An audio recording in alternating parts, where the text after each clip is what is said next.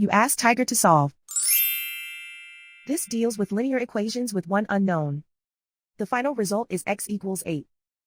Let's solve it step by step. Group all x terms on the left side of the equation. Subtract 7x from both sides.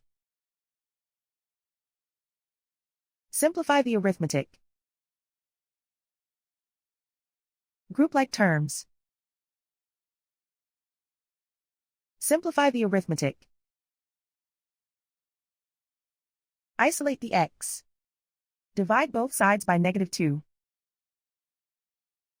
Cancel out the negatives.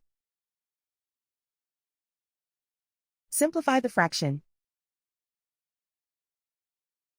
Cancel out the negatives. Find the greatest common factor of the numerator and denominator. Factor out and cancel the greatest common factor. And so the final result is x equals 8.